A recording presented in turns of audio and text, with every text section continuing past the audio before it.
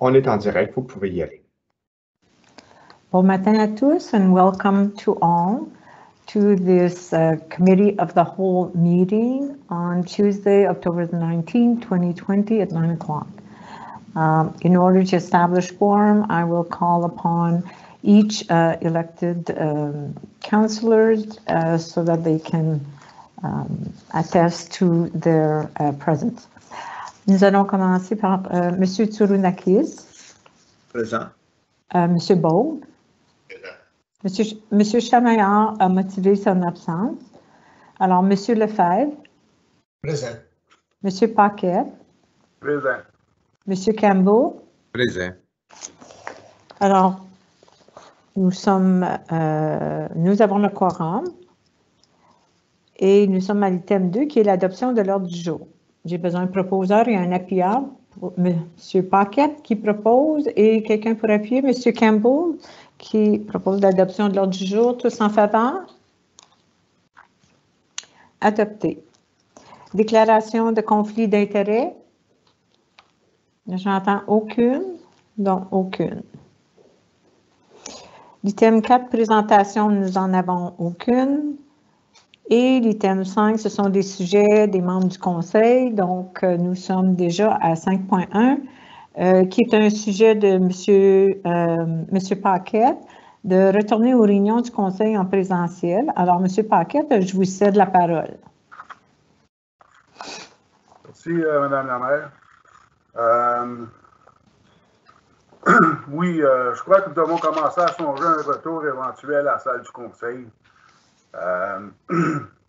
Étant donné qu'il nous reste seulement 4 réunions ordinaires pour l'année 2021, puis suite à vos commentaires, naturellement, ce n'est pas une décision de moi, mais bien du conseil, j'aurais l'intention de faire une recommandation à la réunion ordinaire du conseil le 8 novembre pour un retour possible en janvier 2022.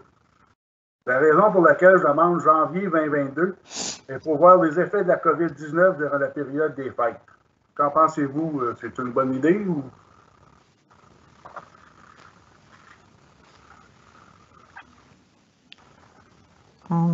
Alors, essentiellement, je demandais, Mme Dussault, quelque chose à apporter? Je vais laisser le conseil se donner son opinion sur la question. Moi, j'aurais peut-être une question par rapport quand que vous demandez un retour. Est-ce que vous vous attendez que ce soit un retour seulement en présentiel ou de façon hybride? Donc, on continue sur Teams. Comme d'habitude, comme on faisait normalement. Puis s'il y a des règles à savoir combien de personnes sont admissibles à la salle du conseil, bien, il va falloir respecter ces règles-là. Ça, c'est déjà pris en considération. On pourrait revenir comme avant.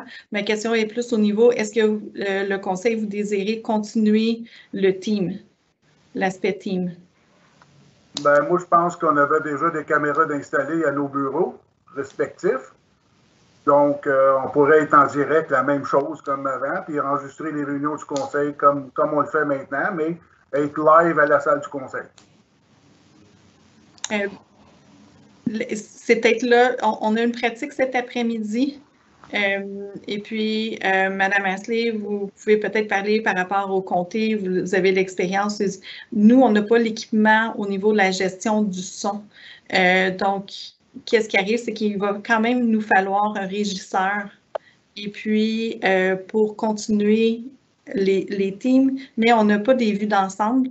Donc, lorsqu'on a une présentation sur le gros écran, comment que la personne, on va aller sur Teams, on est après regarder ça. Mais je veux dire, je pense que le délai que vous nous accordez pour régler cette situation, ou au moins revenir au conseil pour dire si c'est possible ou non est amplement suffisant.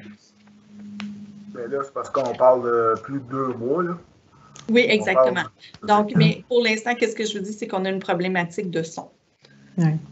Mais excusez, il n'y a pas de micro dans les caméras?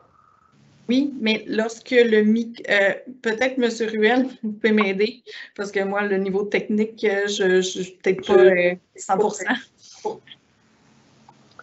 Oui, actuellement, la problématique, c'est les ordinateurs installés sous les pupitres sous vos pupitres, ce sont des petits ordinateurs avec des tout petits haut-parleurs.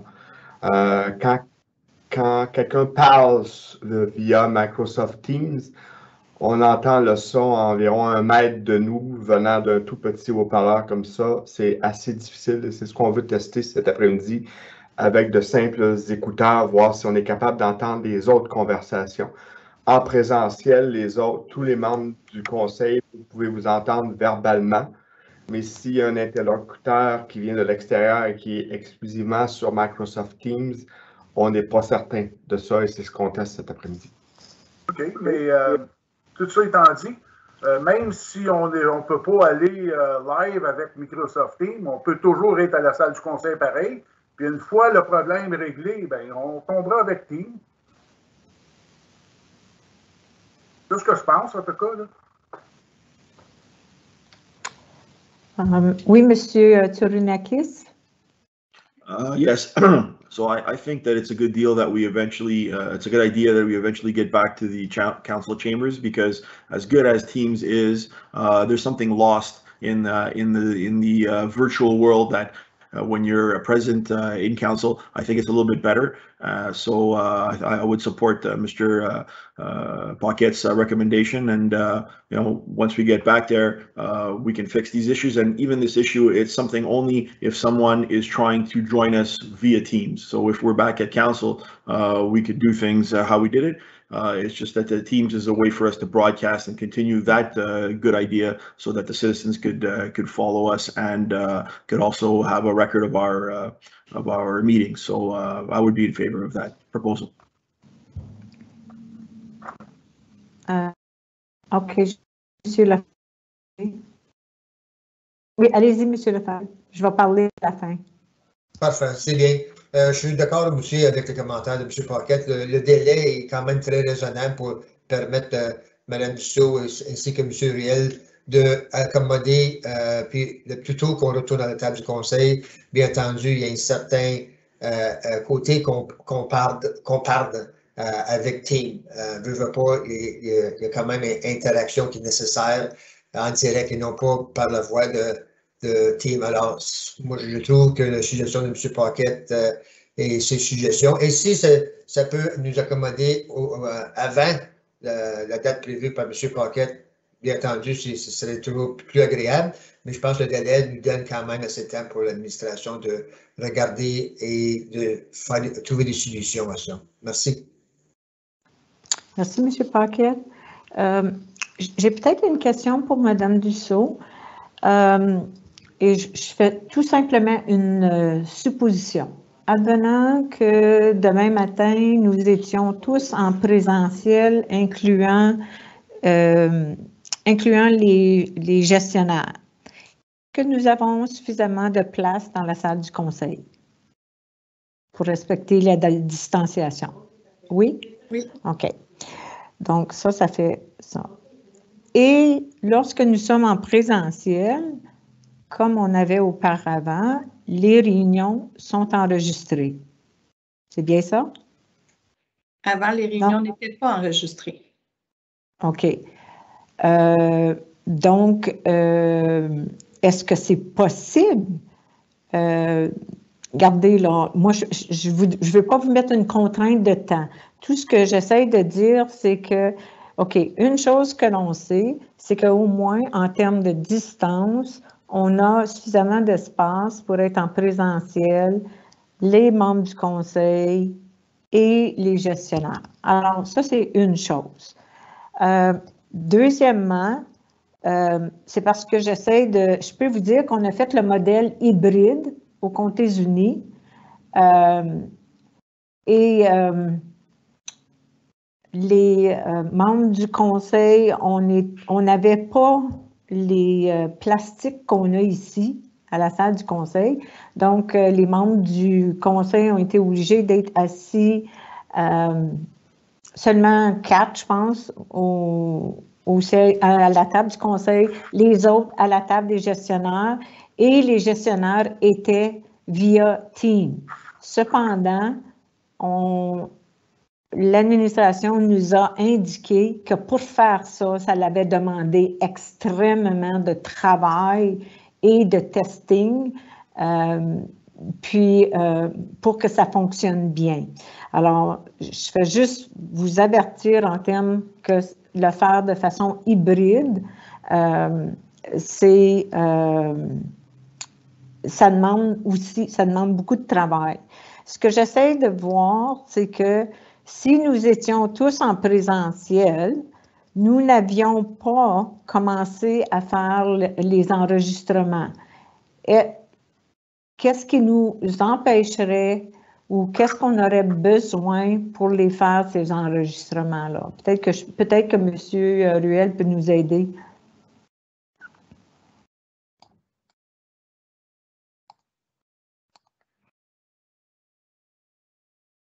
Oui, c'est précisément ce qu'on tente. On fait un premier, comme on l'a mentionné, on fait un premier test aujourd'hui. Okay. Les États-Unis ont investi une bonne somme d'argent avec de l'équipement à la fine pointe pour ça. Ils ont testé. On est en contact permanent avec les personnes au IT, aux États-Unis, à ce niveau-là. Eux autres, ils ont acheté de l'équipement autre pour faire de la production, si on veut, pour pouvoir mettre en ligne les caméras, les webcams des ordinateurs de façon professionnelle. Nous, on n'est pas là en ce moment du tout. On parle de quelques dizaines de milliers de dollars comme investissement. Alors, ça reviendrait au conseil de voir si c'est budgété pour faire on parle ici d'une production professionnelle, là, de quelque chose qui est... Là, on va tenter après-midi, avec les moyens du bord, voir si les personnes assises à la table peuvent se parler entre elles et aussi est-ce qu'elles peuvent entendre quelque chose qui vient d'ailleurs. C'est la problématique. En présentiel, il n'y a aucun problème. Si on élimine la portion Microsoft Teams, la salle est grande, vous pouvez vous parler entre vous comme vous le faisiez jusqu'à il y a 1 an et demi.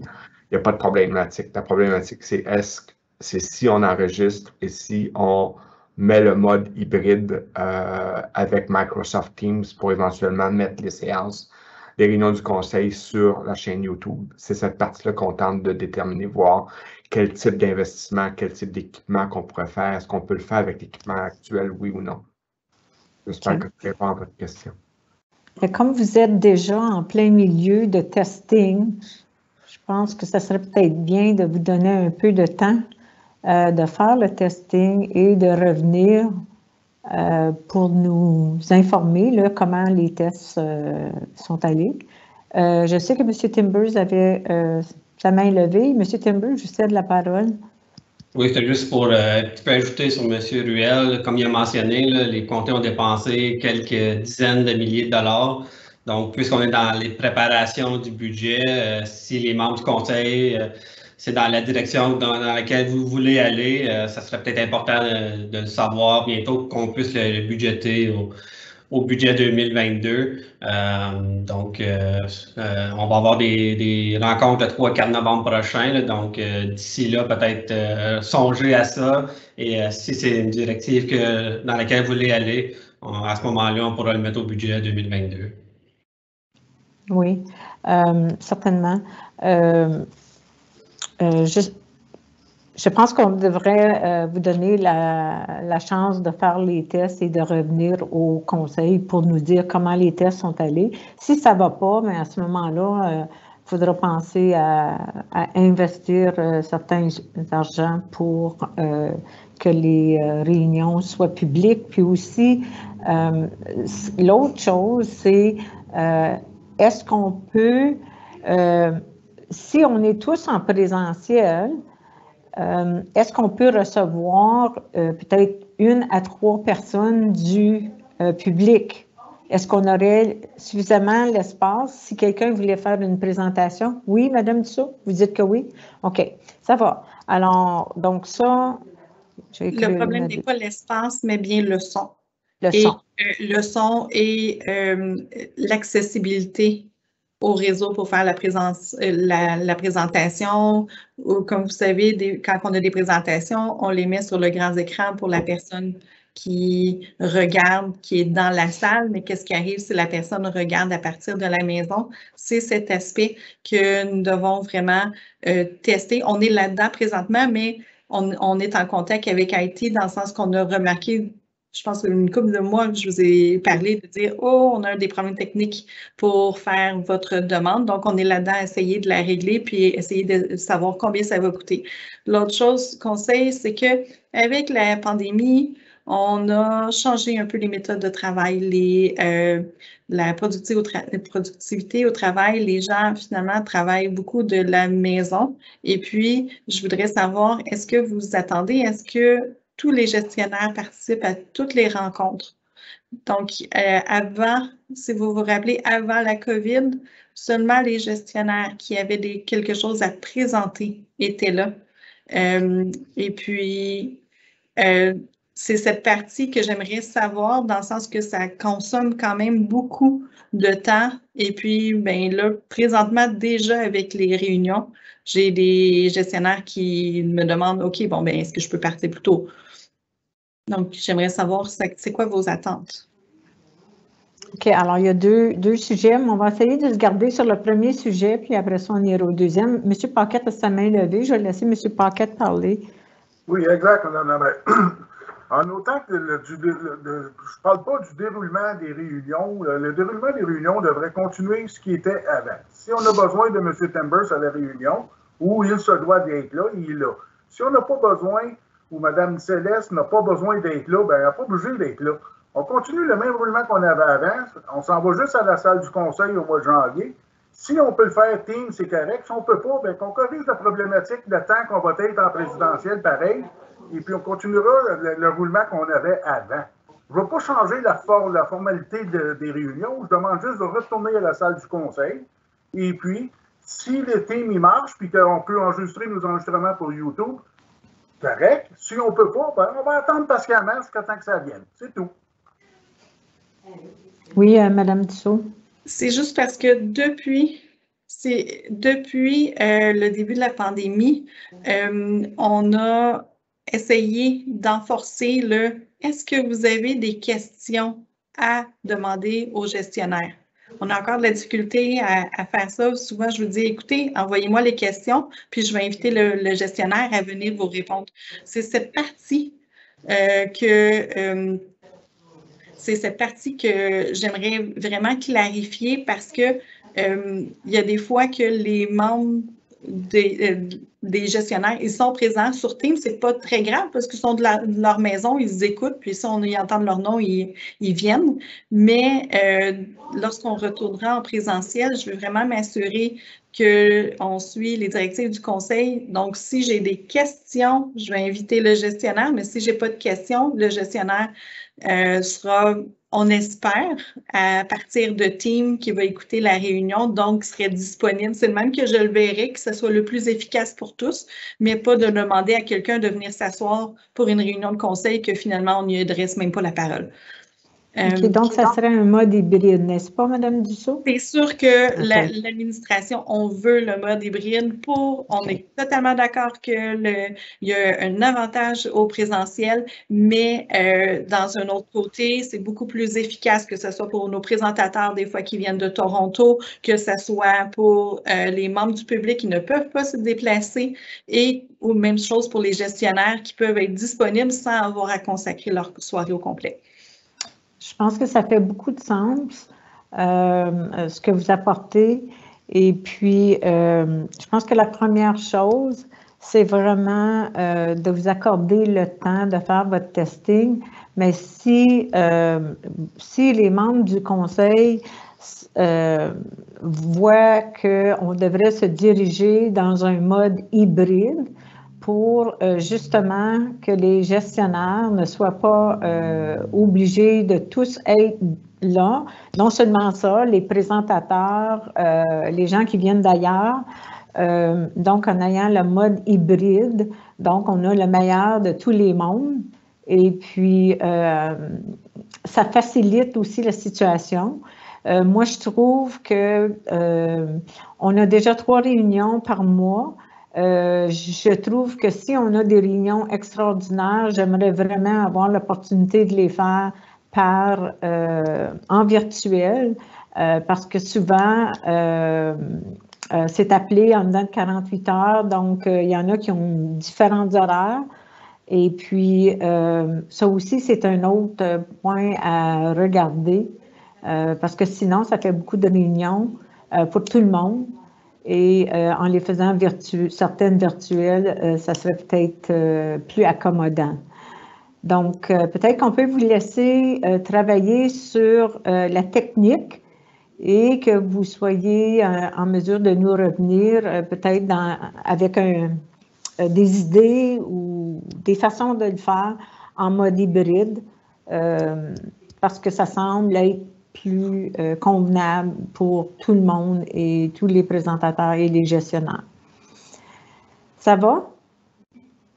OK. Alors, à 5.2, M. Paquette nous a apporté des idées pour l'affichage électoral. M. Paquette, je vous cède la parole.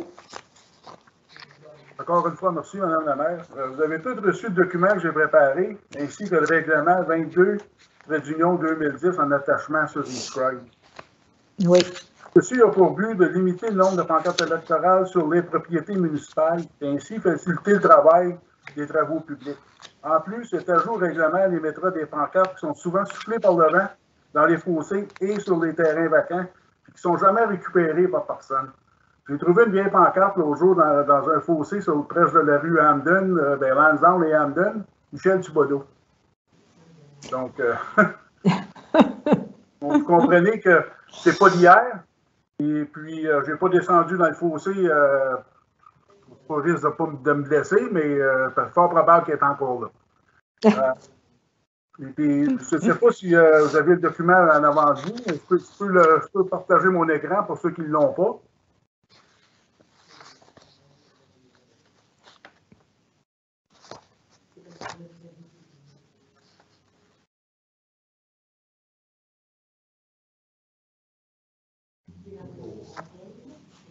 Et voilà. Est-ce que vous le voyez?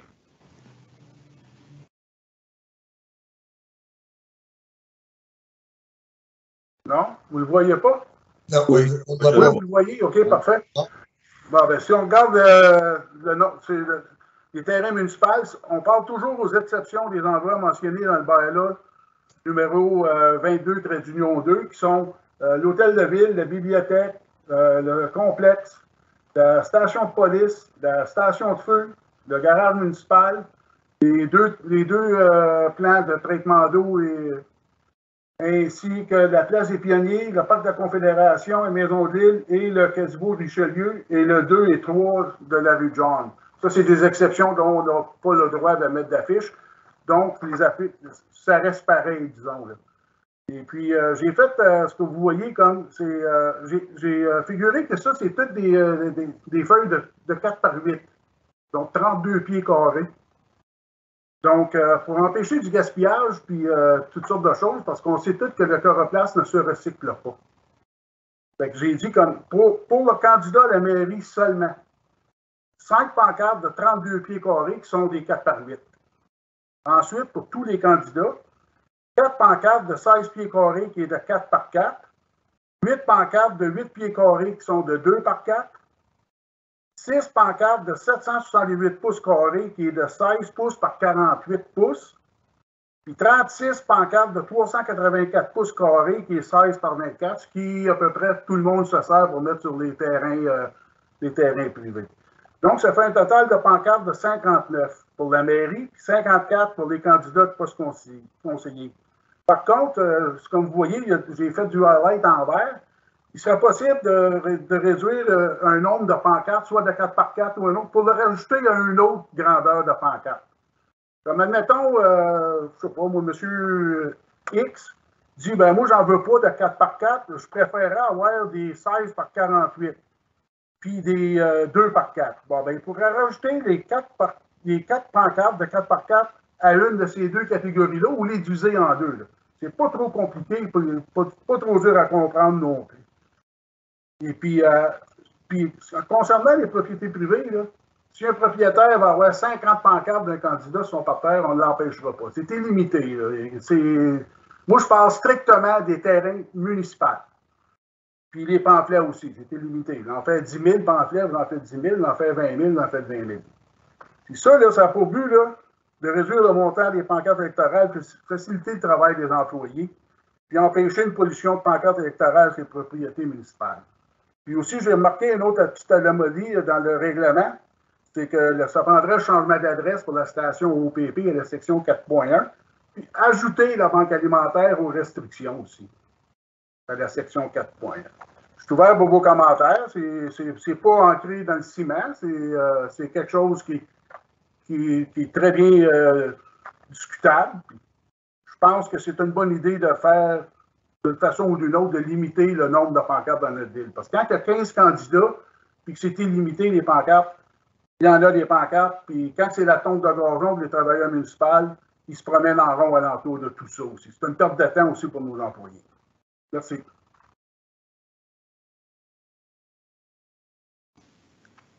Merci, M. Paquette. Merci d'avoir pris votre temps aussi d'apporter ça.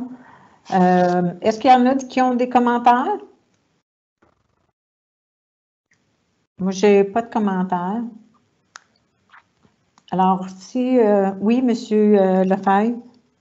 Oui, merci, Mme la maire. On avait parlé auparavant, je pense, la question de limiter les pancartes. Puis on avait attendu un petit peu, puis je suis entièrement d'accord avec M. Paquette. Aux dernières élections, il y avait vraiment une pénurie, pas une pénurie, mais au contraire, les terres pleines, où c'était rempli de pancartes. Et la température, des fois, oblige des fois à collecter des pancartes tout partout, parce qu'on se trouve toujours dans l'automne où il y a des pluies et des vents. Alors, je pense que ce serait une bonne chose de limiter le nombre de pancartes et que ce soit équitable pour tout le monde à la fin de la journée, en même temps. Alors, non, je pense que c'est une bonne suggestion de la part de M. Paquette. Merci. Merci beaucoup. Donc, essentiellement, M. Paquette, je ne vois pas d'objection autour de la table. Donc, on pourrait peut-être ramener le sujet à la prochaine réunion, si on a de la place sur l'agenda, pour adopter les spécificités au règlement. Si vous me permettez, Mme la maire, j'avais l'intention de l'apporter à la dernière réunion du mois de novembre. Okay. Pour que tout le monde ait la chance de bien regarder. Ce serait la réunion du 29. Pour que tous les gens et même notre administration aient la chance de le regarder. Et s'il y a quelque chose, on peut toujours le ramener à la prochaine réunion plénière, pour ensuite en faire une proposition finale à la réunion du 29 novembre. Qu'en pensez-vous? Oui, je trouve que c'est une excellente idée. Je pense que c'est bien que ça soit circulé au niveau des gestionnaires. Et puis que si tout va bien, qu'une résolution soit apportée au Conseil. Parfait. Merci beaucoup. Donc, nous sommes à l'item 5.3. C'est un sujet que j'apporte. Bon, j'apporte ce sujet au niveau de... Je porte le chapeau, si vous voulez, à titre de présidente de la Société communautaire de développement stratégique industriel de Hawkesbury. Puis, simplement pour simplifier et pas être obligé de toujours rappeler le nom de la corporation, je vais l'intituler comme la Société d'Amoco. Ça va juste rendre la situation beaucoup plus simple. Alors, mon intervention, elle fait suite à la réunion du 12 octobre 2021 à titre de présidente là, de la Société d'Amoco. J'ai demandé à M. Gilles Gauthier de bien faire la lecture de mon document que je vais vous lire pour m'assurer que j'avais bien compris ce dont il recherchait au niveau de l'administration. Alors, Ici, j'explique que la Société d'Amoco, c'est une corporation qui détient une grande surface de terrain dont les objets de la compagnie étaient de remédier à la pollution du sol et ensuite vendre les terrains où se trouvait jadis l'édifice de la compagnie Amoco. La Corporation de la Ville de Hawkesbury est le seul actionnaire de la Société Amoco. Elle détient 100% des actions de la Société d'Amoco. M. Gilles Gauthier est le consultant de la Société Amoco. Ce dernier assure toutes les démarches nécessaires dans le processus de décontamination et éventuellement la vente de terrain. Pour toute fin pratique, il ne reste que 2 terrains à vendre. La Corporation de la Ville de Hawkesbury et la communauté ont bénéficié de près de 60 millions au cours des dernières années grâce au travail de M. Gauthier. En guise de reconnaissance de sa grande contribution à titre de gestionnaire de projet, il est donc respectueux de lui accorder une certaine latitude et priorité. M. Gauthier travaille seul, donc il a besoin de votre expertise et nécessite la collaboration de tous les gestionnaires pour lui ouvrir toutes les portes au niveau de la préconsultation, la rétroaction, la réflexion et des rencontres face à face pour travailler ensemble dans le but d'éviter des retards, de décourager des acheteurs ou de réinventer la roue lorsque ce n'est pas nécessaire. Il a besoin de vous et d'une flexibilité qui, par le passé, s'est avérée une solution gagnante pour les coffres de la ville de Hawkesbury. Depuis, il faut reconnaître que M. Gauthier a travaillé non seulement pour la Société d'Amoco, mais aussi pour la municipalité lorsque la ville a eu recours à ses services, faute d'expertise, de ressources humaines et même financières, telles que dans le dossier d'Ecolomundo, la réfection du dépôt à neige et son financement, ainsi que la réfection des rues Tessier et Amoco. Pour terminer, à titre de présidente de la Société d'Amoco, je demande au Conseil de donner une directive, de déposer une résolution pour la prochaine réunion ordinaire que la gestion et l'administration confèrent à M. Gauthier et ses dossiers une collaboration et accessibilité prioritaire. Alors, c'est ce que j'ai à vous dire dans le sujet. Est-ce que vous aviez des questions ou des commentaires? Oui, M. Paquet?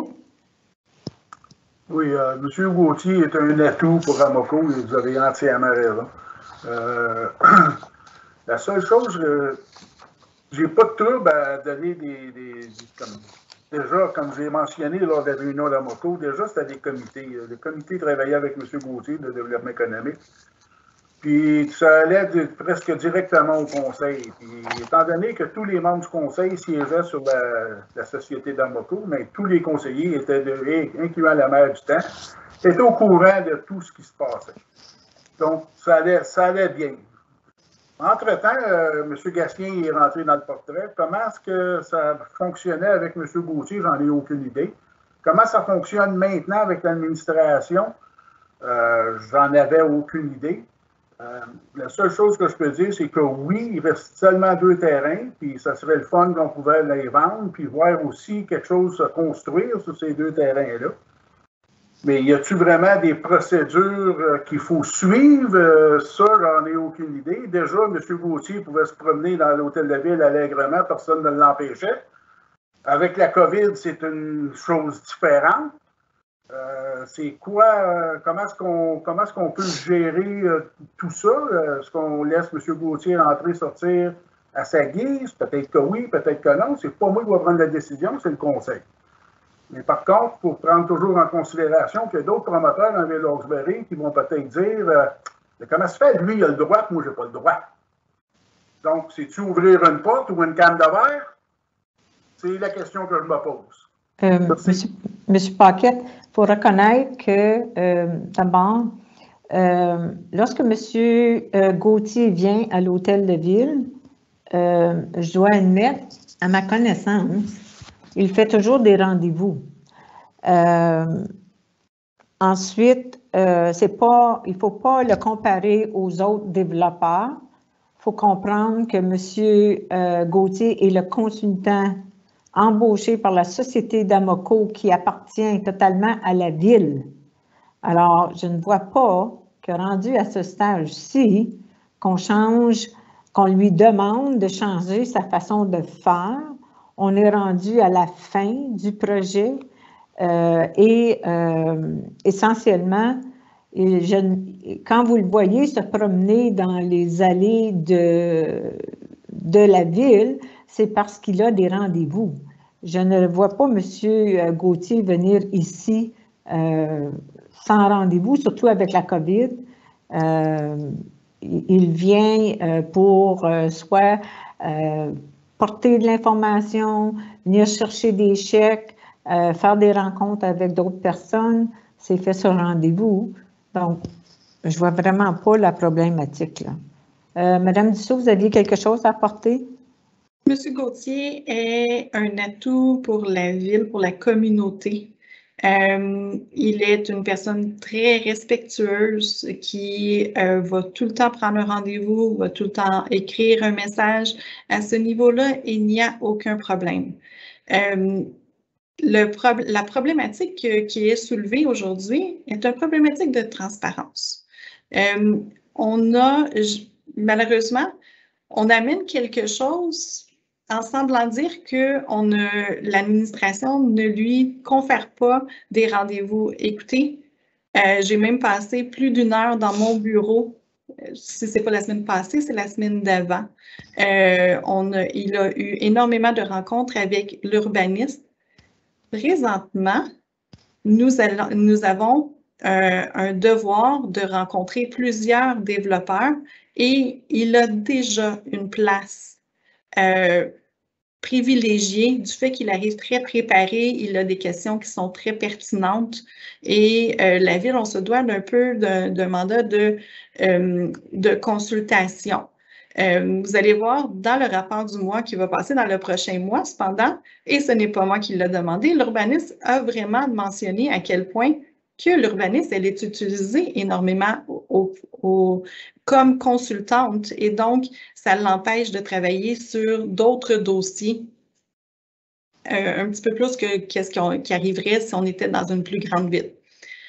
Je veux juste préciser quelque chose par rapport à la société de développement d'Amoco. C'est que c'est une société qui est à part de la ville. J'ai consulté avec un avocat pour m'assurer de comprendre vraiment mes rôles et mes responsabilités par rapport à cette société parce que des fois, vous m'invitez, des fois, vous ne m'invitez pas à ces rencontres et puis c'est à titre informatif. Donc, à quel point je dois être au courant de ces rencontres et pas au courant de ces rencontres et où est la responsabilité de la ville. C'est très difficile d'avoir ce genre de discussion avec d'autres DG parce que ce n'est pas quelque chose qui existe. Bien, oui, c'est quelque chose qui existe, ce n'est pas quelque chose qui est très fréquent. Cependant, le conseil, moi, je regarde le côté transparent de la chose. Le fait que le conseil est les gestionnaires de la société d'Amoco et est aussi le conseil de la municipalité, une décision qui va à manque de transparence au niveau de la décision qui est la deuxième. Tandis que l'administration, elle, se doit de rester au niveau indépendant. Et là est pourquoi que le sujet vient aujourd'hui. Parce que présentement, Amoco avait un projet qui va à l'encontre des principes et des lois et des règlements qui sont de la ville. À partir de ce moment-là, tant que Amoco, en tant que développeur, ne dépose pas, comme tout autre développeur dans la ville, un projet avec les papiers pertinents, l'administration se doit de garder une réserve dans le but de garder notre indépendance.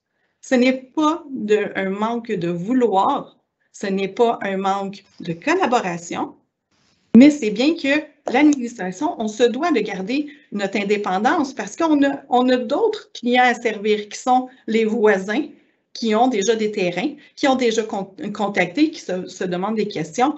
Donc, je veux juste qu'on fasse attention sur est-ce que la demande est d'avoir priorité? Oui, mais la demande d'avoir priorité peut-être que va empêcher le conseil de faire ou l'administration de faire son travail au niveau de la transparence? OK. Je vais vous dire honnêtement, là, si c'est parce que c'est une question d'avoir des papiers pour arriver à une discussion, je pense que c'est plutôt l'inverse que M. Gauthier semble vouloir, c'est d'être capable d'avoir une rétroaction. Oui, c'est une société indépendante, mais la société est détenue 100% par la ville de Hawkesbury. Donc, comme vous dites, oui, vous voulez qu'ils suivent les mêmes étapes qu'un autre développeur. Il va... Non. Monsieur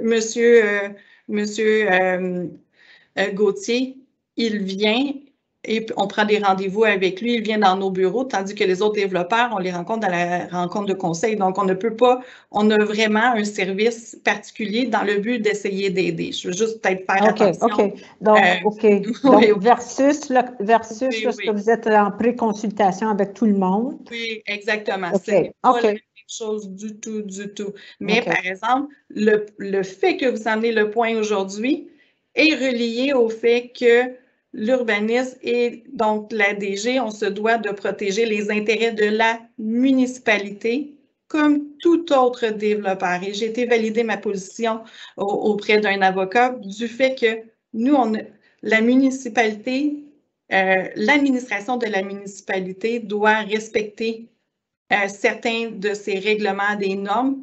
Puis donc, on ne peut pas se positionner, même pour Amoco, tant qu'on n'a pas les papiers, les demandes formelles. OK. Oui, M. Lefebvre?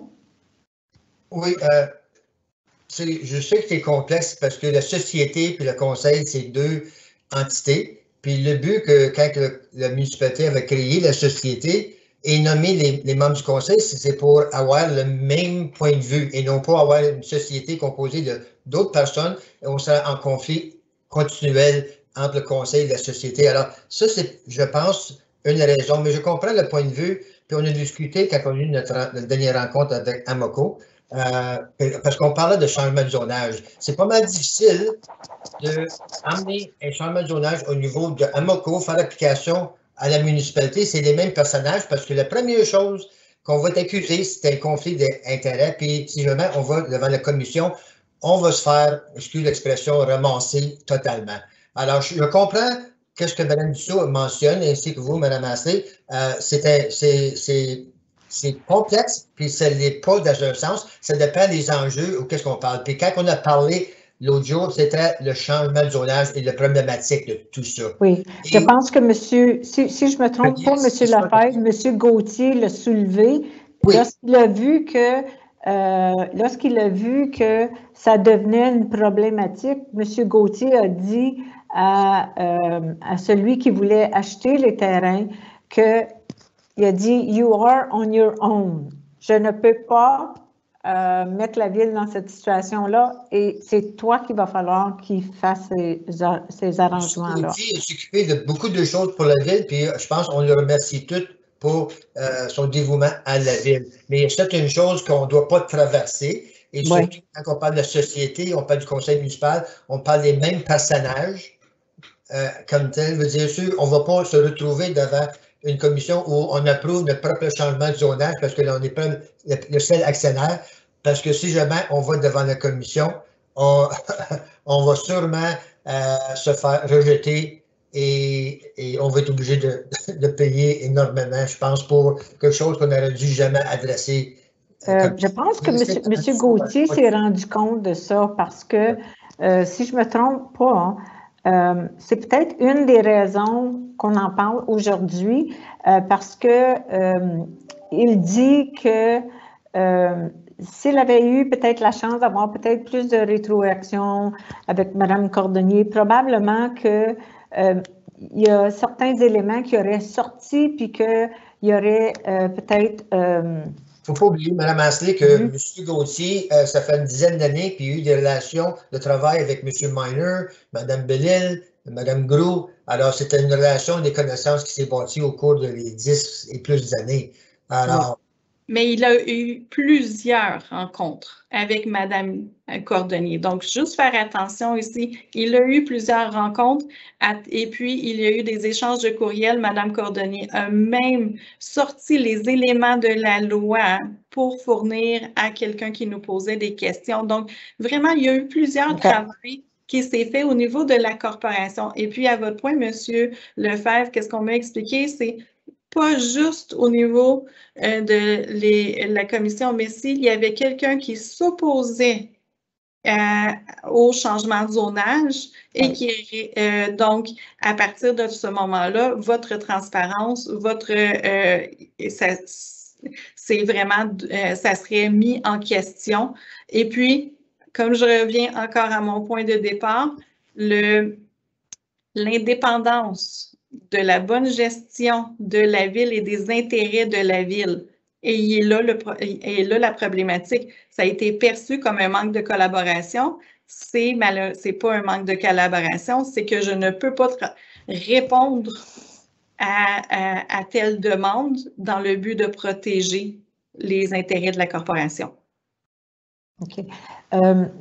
Par contre, je suis d'avis avec toi et avec vous et je vous suis ici, monsieur je pense que qu'est-ce que voulait exprimer, c'est que en ayant peut-être, il y a eu des rendez-vous, il y a eu des rencontres, peut-être que les rencontres, il en a peut-être pas été à son goût. Je pense que certaines informations qu'il cherchait, il a peut-être pas. Écoutez, je ne suis pas monsieur Gauthier, donc je ne peux pas le dire. Ce que je peux dire, c'est que c'est M. Gauthier, au cours de ses recherches et ses démarches, il a réalisé en conflit, donc il n'était pas pour faire le changement de zonage. Par contre, le pied qui était nécessaire entre le résidentiel et la classe industrielle, il s'en est rendu compte juste plus tard dans les échanges. Donc, c'est juste comme tout ce qu'il demande, c'est d'avoir un accès et vous dites qu'il a l'accès. L'autre chose, c'est que vous, ce que vous dites, c'est que vous ne pouvez pas compromettre l'indépendance de la ville ni sa transparence.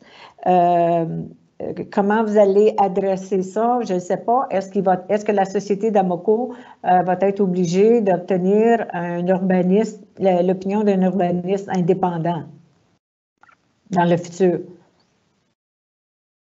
Parce qu'il reste juste 2 terrains à vendre là, en ce moment. Donc, il n'y a pas, je pense que c'est comme un non-issue dans un sens. Qu'est-ce que vous en pensez, M. Lefebvre?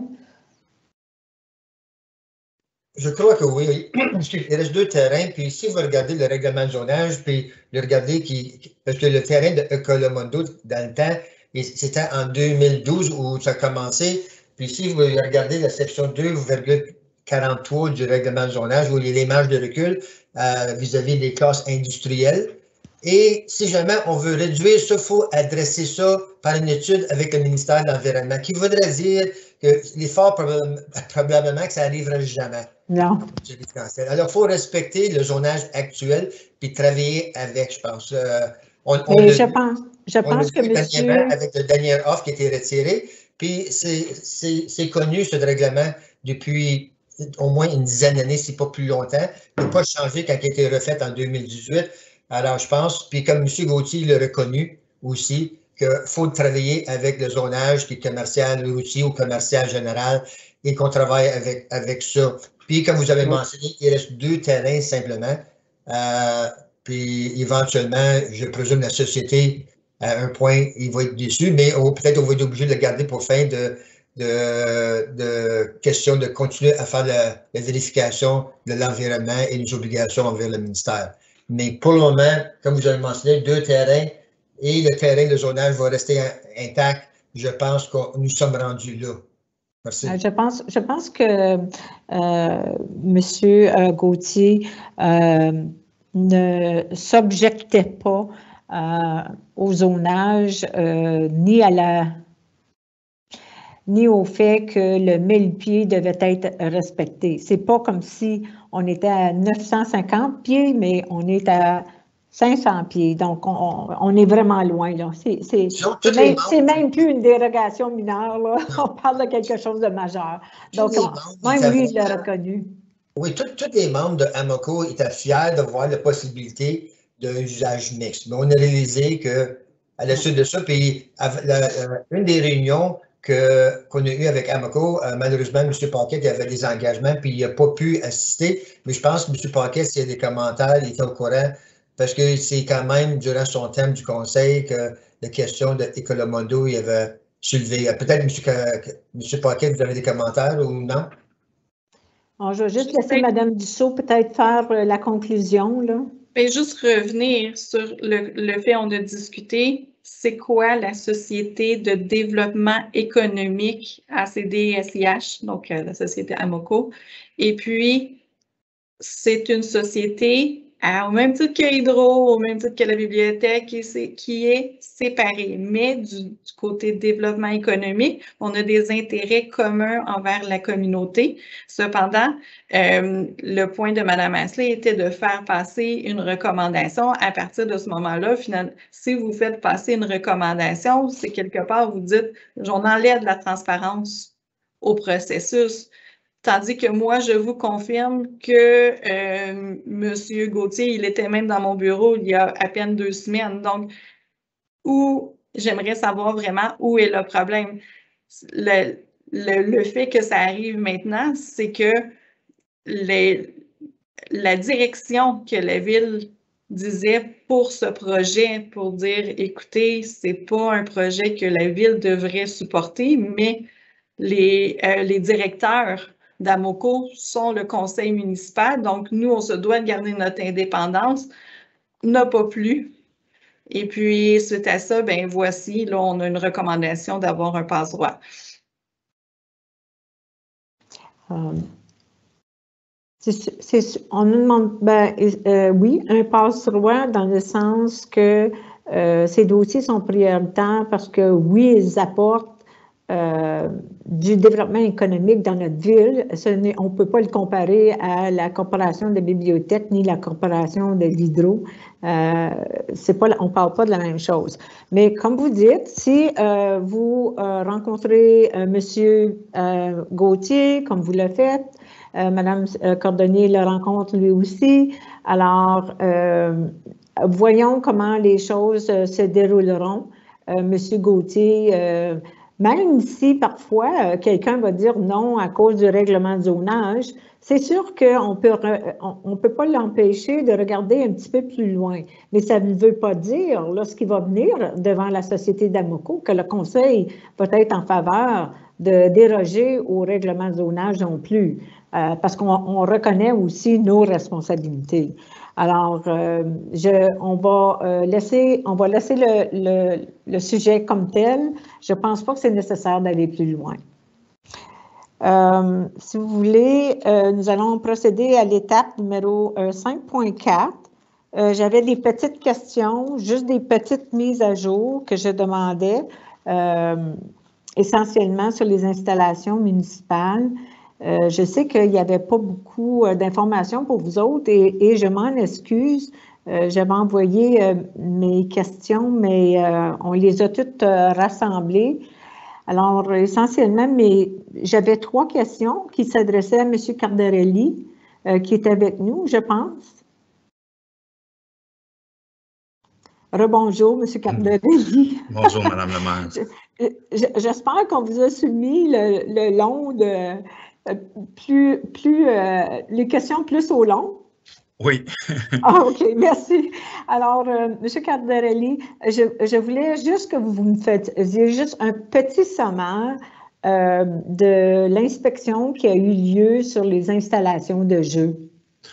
Fait que pour ouvrir nos installations de parc, on a fait une inspection de toutes nos aires de jeu pour faire sûr qu'on n'aurait pas de problématiques de liability. On n'a pas personne à l'interne qui peut vraiment, qui est certifié pour faire un tel inspection, à part d'une inspection régulière de tous les jours, mais non certifiée. Fait qu'on a engagé une compagnie qui fait ça dans les alentours pour les autres municipalités, une compagnie locale dans les comtés. Et on a eu un rapport d'inspection. Fait que l'inspection va littéralement de tous les aires de jeu, pas non seulement les structures de jeu, mais aussi toutes nos infrastructures dans nos aires de jeu. Fait que c'est un peu pour nous sauver d'une potentielle problématique dans le futur. Encore, on n'est pas des experts dans tout, c'est pour ça qu'on va de l'avant pour avoir des consultations. Fait que c'est ça, on a eu une inspection, on était conforme, il y avait juste des petits changements qu'on devait faire, puis les aires de jeu ont été refaits il n'y a pas longtemps, dans une couple d'années passées, je crois, 2015, si ma mémoire est bonne. Fait que c'est ça, on voulait juste faire certain qu'il était sécure pour la population, pour aller dans nos aires de jeu. Ceci dit, qu'est-ce que j'ai remarqué dans nos parcs? On n'a pas de guidelines, mettons, pour dire c'est quand que les parcs sont ouverts, même s'ils sont accessibles, pour encore revenir sur l'aspect liability.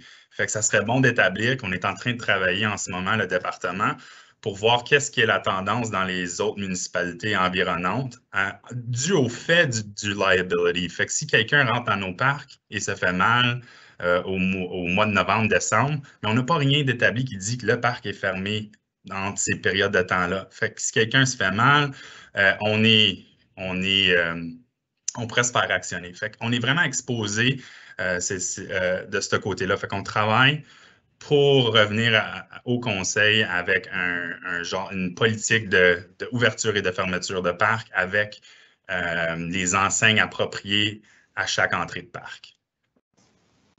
Oh, merci beaucoup, Monsieur Cardarelli. Juste une petite question. Est-ce que c'est une bonne pratique de faire l'inspection comme à chaque année ou est-ce que c'est à tous les 2 ans ou comment ça fonctionne? Définitivement, c'est à chaque année. Fait à chaque ouverture, on devrait faire une inspection de nos aires de jeu. OK. En ce moment, qu'est-ce qu'on pourrait faire aussi, c'est d'analyser, voir si c'est plus rentable pour nous de donner la formation à un employé pour que nous, on puisse faire ceci à l'interne. Mais qu'est-ce qui aide aussi avec quelqu'un de l'interne, c'est plus objectif. On n'est pas dans le sens qu'on peut, on a plutôt, on veut protéger la municipalité à cause qu'on travaille pour la municipalité. Fait que c'est bon aussi d'avoir quelqu'un d'indépendant pour faire ces rapports-là. Merci beaucoup, c'est très apprécié. Est-ce qu'il y a quelqu'un qui a des questions pour M. Cardarelli? M. Lefebvre, allez-y. C'est pas une question, mais je vois que nous avons avec nous autres quelqu'un qui est présent, qui peut-être M. Cardarelli voudrait le présenter au conseil. Ah, parfait.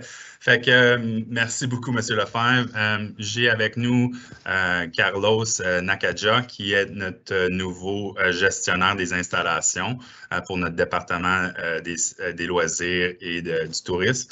Monsieur Nakaja nous emporte de l'expérience, une expertise en asset management que nous avons de besoin. Fait que c'est un bel ajout à notre équipe. Il travaille très fort. Il a rentré dans le tas, comme qu'on peut dire, pour vraiment nous emporter en quelque part qu'on n'a jamais été avant. Fait que il y a des beaux projets qui continuent à travailler dessus. Fait que je voudrais vous introduire, Carlos, si tu aimerais allumer ta caméra pour dire un petit bonjour à l'administration. Excuse le conseil. Bonjour. Bonjour. Bonjour tout le conseil. Je suis très, très heureux d'assister à au premier conseil. Et j'ai intégré l'équipe qui est déjà très dynamique sur place et j'ai aimé d'être déjà dans cette équipe. Et pour renforcer un peu ce que M. Kaderi a dit, sur tout ce qui est nos parcs, on a déjà renchéri un peu tout ce qui est sécurité, c'est-à-dire on est allé de l'avance, on a déjà pris les mesures de sécurité, on est en train d'élaborer toutes les mesures de sécurité, d'actualiser ce qui existait déjà et aussi sur tous nos parcs, on fait nos inspections régulièrement. Pour les inspections mensuelles et annuelles de moins, j'aimerais souligner que nous, on a pris de l'avance aussi. Avant que nos experts ne viennent, nous, on fera déjà les inspections. Lorsque eux, ils vont venir, ça va aller plus vite, de sorte qu'il n'y aurait pas de remarques en quelque sorte sur nos inspections. Donc, on prend vraiment de l'avance. Donc, les piscines sont déjà faites. Tout pour notre piscine et pour la patinoire, ça a été fait. Donc, s'il y a une visite inopinée sur ces installations, je pense que ça va être 0. Ça va être vraiment numéro 1. Donc, on travaille fort, on met vraiment des choses en place pour que notre parc aille mieux. Merci beaucoup. Merci beaucoup, M. Nakadja, et bienvenue à Hawkesbury. Et aussi, merci de vous pencher sur l'aspect sécuritaire de toutes nos installations. Et aussi, je pense que votre présence va renchérir l'équipe et tout ce qu'on a à offrir aux citoyens. Alors, bienvenue. Merci, Madame le maire. La deuxième chose, c'est seulement un petit sommaire, M. Cardarelli, sur l'évaluation du toit du complexe sportif, parce qu'évidemment, c'est sûr qu'on s'intéresse, on veut juste tout simplement savoir comment ça a été, puis est-ce qu'on a à s'attendre à des gros maux de tête ou quoi? Mais pour la question que vous avez posée avec Rimkus Consulting Group Canada, eux ont étudié plutôt le toit de l'hôtel de ville.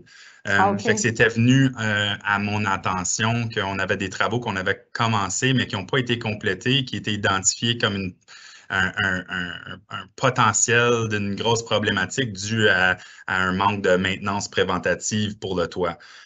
Alors, on a retenu ces consultants-là pour nous guider à comment mieux planifier la réparation du toit. Fait que je peux vous travailler sur un petit rapport pour vous donner un compte-rendu de où est-ce que ça a été, comment est-ce que ça a été. On va apporter des items au budget.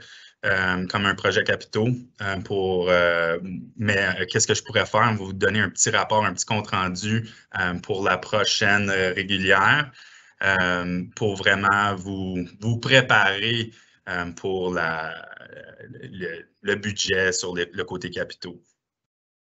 Très bien. Merci. Je pense que Mme Dussault a quelque chose à rajouter. Juste peut-être pas la prochaine, celle d'après. Peut-être celle d'après. Oui. Oui, il est trop tard pour la prochaine. OK, parfait. Alors, je remercie M. Cardarelli pour répondre à cette question. Ma dernière question pour vous, c'était tout simplement le système de réfrigération pour la patinoire. Est-ce que vous pouvez juste nous donner comme une espèce de recap ou statu quo? Un genre de plan d'attaque qu'on va faire en tant que département. Quand j'ai rentré, il était un peu tard pour mettre à soumission les travaux. Qu'est-ce qu'on a pu faire? On a, comme vous le saviez déjà, on a appliqué pour un autre grant à travers du fédéral pour voir si on est capable de couvrir 90% des coûts. On est encore dans le processus. Ils ont rajouté des choses qu'on devait envoyer qui étaient un budget, genre de template de budget pour rendre les choses plus équitables pour tout le monde qui ont appliqué. Fait qu'on est encore, on espère, pour être retenu pour faire ces gros travaux-là, ça nous aiderait grandement. Fait qu'on attend des nouvelles sur ceci encore. On devrait le savoir, je crois, au mois de décembre. Où est-ce qu'on est rendu? On a fait une mise à jour avec TSST. Ça, c'est les consultants qui ont offert le premier rapport de la situation où on est. pour notre système de réfrigération. On les a demandé si on était capable d'aller une autre année sans qu'on ait des grosses inquiétudes. Il semblait dire que oui, mais vraiment que cette année, c'est la dernière année. Fait qu'on va retenir encore TST dû au fait qu'ils ont déjà travaillé sur le rapport, ils nous connaissent très bien, ils ont fait une mise à jour aussi une couple de mois passés pour cette application de funding du grant. Alors, on va les retenir pour travailler sur un étendu des travaux, sur un scope of work, et pour nous aider avec le tender, les soumissions, pour qu'on puisse les faire en temps par le mois on vous entend plus, monsieur. Ah, oui, vous êtes revenu, votre son, ça l'a coupé. Ah, désolé. Je suppose que vous avez manqué. Vous avez dit que vous avez retenu TFT pour travailler, je ne sais pas sur quoi, là, sur un appel d'offres. Les étendues de travaux, essentiellement le scope of work, pour qu'on puisse aller à tender, à soumission pour le mois de février, pour qu'on puisse commencer les travaux l'année prochaine. On est vraiment à notre point où on ne peut plus essayer de continuer avec ce qu'on a en ce moment. OK. Merci beaucoup. Merci pour être candide à ce sujet-là et merci pour votre sommaire. Est-ce que quelqu'un a des questions pour M. Cardarelli à ce point-ci? Alors, si on n'a pas de questions, nous allons procéder à l'item 5.5 et remercier M. Cardarelli pour cette mise à jour. Merci, Mme la maire. Merci, cher conseil. Bonne journée. Merci. L'item 5.5, préparation budgétaire. Alors, il y avait juste 2 points. Alors, j'avais une question à savoir si les plans d'affaires des gestionnaires étaient pour être présentés avant le budget ou pendant le budget? Après le budget. Donc, le conseil, vous allez décider quels sont les projets que vous désirez mettre de l'avant. Et bien entendu, ça va affecter le plan de travail des gestionnaires. OK. Merci. Et au sujet du status quo du Asset Plan Management, je ne sais pas si M. Timbers voulait peut-être juste nous donner un compte-rendu. Donc, pour le Asset Management Plan, c'est toujours en cours. Comme vous saviez, on avait une date limite là, du 1er juillet 2021 pour remplir le Asset Management Plan, mais en raison de la COVID, il avait été repoussé jusqu'en 2022. Donc, on travaille encore là, dans l'élaboration d'un plan de Asset Management. Maintenant qu'on a de l'aide avec la nouvelle gestionnaire de projet qui va nous aider à remplir l'information, les données techniques pour soumettre à notre consultant là, pour qu'il puisse nous appuyer pour remplir les exigences là, du asset management. Là. Donc, selon l'échéancier, ça va bien. On devrait être en mesure de remplir la date limite du 1er juillet 2022 là, pour déposer un asset management plan selon les critères de la province. Là. Je vous remercie beaucoup, M. Timbers, pour ce sommaire. Est-ce que quelqu'un avait des questions? Oui, M. Lefebvre, allez-y. Oui, puis juste confirmer, M. Timbers, que Asset Management Plan, c'est un critère de base pour faire l'application pour tous les octrois qui sont accessibles ou disponibles. C'est bien ça? Oui, exactement.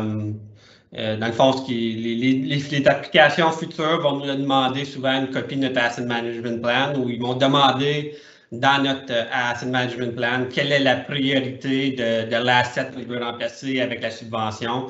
Donc, il faut vraiment établir une ordre de priorité de nos besoins basés sur ce Asset Management Plan-là. Merci. Merci pour cette clarification, M. Timbers. S'il n'y a pas d'autres questions, M. Timbers, je vous remercie beaucoup d'être présent et de répondre à ma question. Nous allons passer au sujet des chefs de service. Donc, nous sommes à 6.1. le programme Service Line Warranty qui est apporté par M. Martin Perron. Bonjour, M. Perron. Bonjour à vous, bonjour à Mme le maire et les conseillers.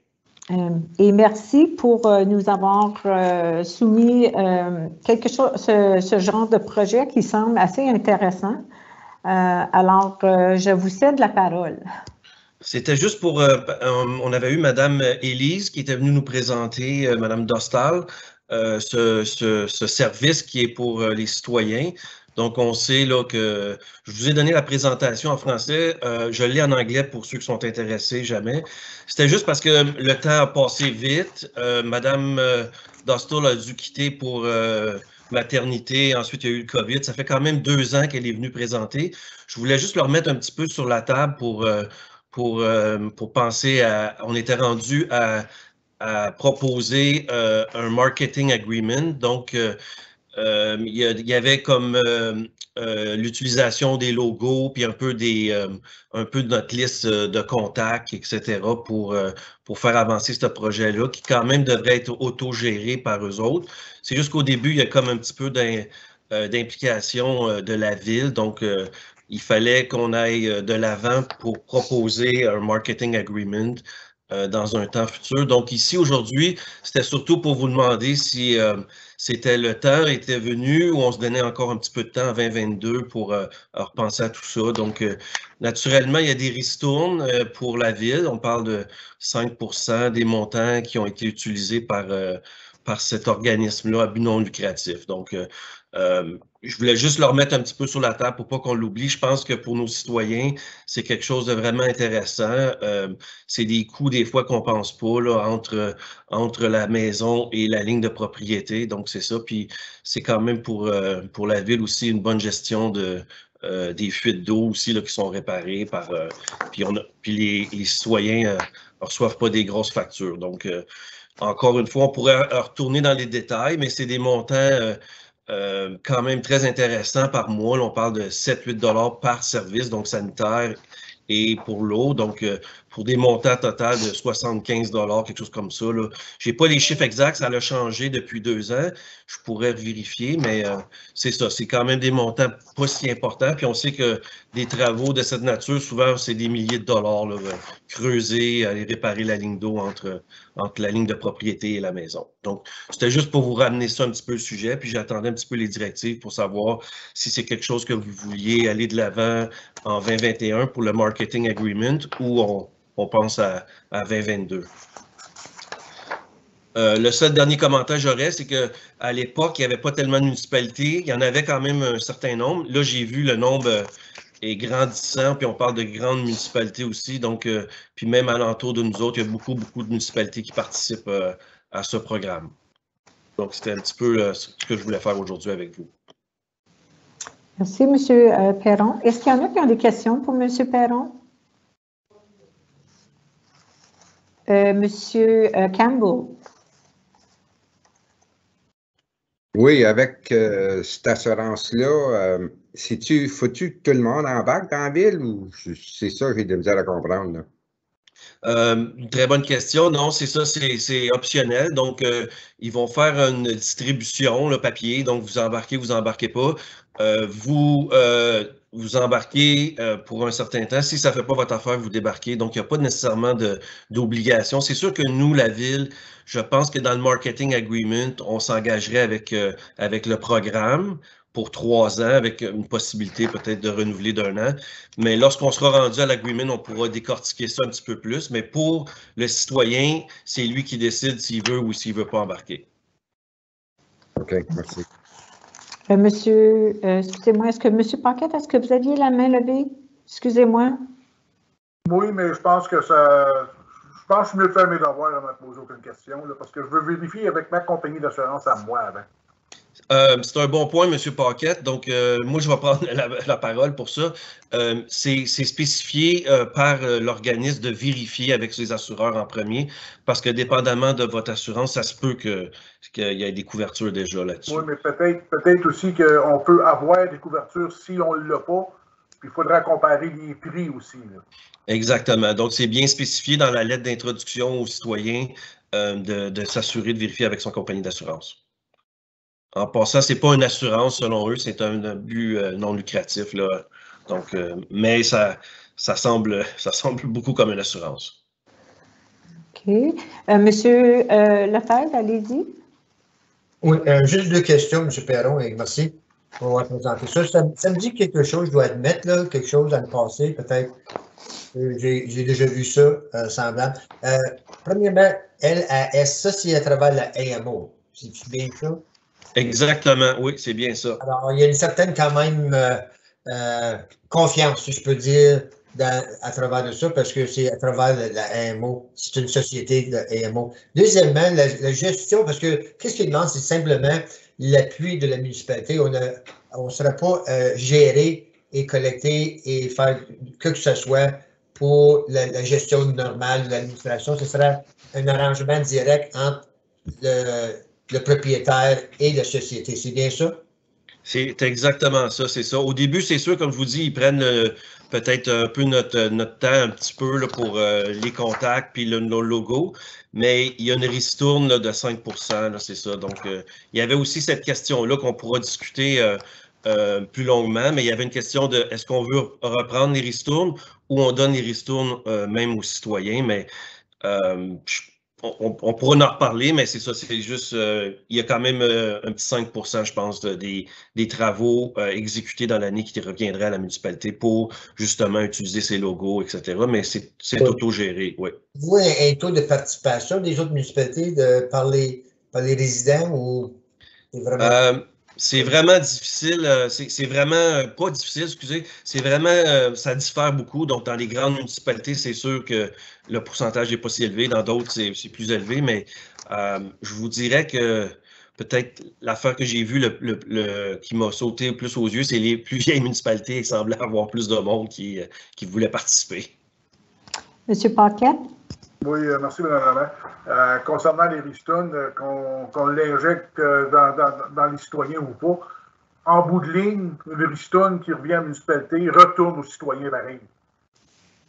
Non, c'est ça. C'était pour faire descendre le prix peut-être par mois pour les citoyens, mais on parlerait peut-être de sous, là. Donc, c'est ça. Mais oui, vous avez raison. Donc, essentiellement, aujourd'hui, vous tentez de présenter ce document-là pour que une des prochaines réunions, qu'il y ait une résolution qui soit adoptée, à savoir si on s'engage avec LAS là, pour ce genre de service-là. Est-ce que c'est bien ça? Pour un marketing agreement, exactement, c'est ça. OK. Donc, ça leur donnerait le OK pour enclencher leur service. OK. Oui, M. Lefebvre? Oui, juste pour une dernière question, est-ce que c'est essentiellement un service où on donne exclusivité à cette compagnie-là d'opérer parce qu'on va avoir une entente? Est-ce que l'entente propose que c'est eux seuls, ils ont le droit à communiquer et approcher les résidents dans l'entente proposée? Faudrait que je vérifie cette question-là, M. Lefebvre. Je vais vous revenir avec ça. Si j'ai bien lu le document, ça dit bien de vérifier avec nos propres assureurs pour savoir s'ils l'assurent, oui ou non. Donc, ça voudrait dire que ce n'est pas une exclusivité là, en termes du fait que si moi, mes assureurs étaient capables d'assurer les fuites de ces conduites-là, donc ça sera couvert par ma propre police d'assurance. Donc, ça le dit. Donc, c'est vraiment pour ceux dont les couvertures d'assurance ne couvrent pas ça. Je pense que la question de Mme Lamar était dirigée dans le sens qu'on aurait une autre entente, une autre compagnie, une autre société qui rentrerait dans le marché pour faire compétition à LAS et non pas nécessairement avec nos assureurs. Bien, à ce moment-là, je pense que ça va être, comment on dit, le faire un à la fois, parce qu'ici, on a un organisme qui est aussi endossé par l'AMO. Donc, c'est sûr que ça donne beaucoup plus de crédibilité. Alors, donc, essentiellement, on va attendre de recevoir l'information à la prochaine réunion, que vous allez apporter une résolution, puis on regardera à la résolution. Et si vous avez d'autres documentations ou de la documentation qui est plus à jour que celle-ci, avec les prix plus à jour, je pense que ce serait bien que ça soit attaché avec aussi. Parfait, merci beaucoup. Merci beaucoup. Merci pour votre temps. Bonjour à tous. Bonjour. À l'item 6.2, les ordres d'ouverture, département des finances, j'imagine que ça doit être M. Timbers qui nous apporte cette recommandation-là, qui est une ébauche. Oui, M. Timbers, allez-y. Oui, donc, la raison pourquoi que mon rapport est sous forme de recommandation, là, donc, on retourne en janvier, février 2020, nous avions commencé à travailler sur une recommandation de cette sorte. Mais comme vous savez, avec la COVID qui a frappé en mars 2020, on a décidé de laisser le sujet sur la glace jusqu'à temps qu'on revienne un petit peu à la normale. Là. Donc, en 2019, ce qu'on avait fait, on avait commencé à comptabiliser un petit peu les données statistiques. On se questionnait est-ce que d'être ouvert sur l'heure du midi à l'hôtel de ville, c'était efficient et efficace de le faire. Donc, on a commencé à compiler les données. Donc, ce qu'on s'est rendu compte, c'est qu'une moyenne, il y a environ peut-être 4 personnes par mois qui venaient par jour qui venaient à l'hôtel de ville.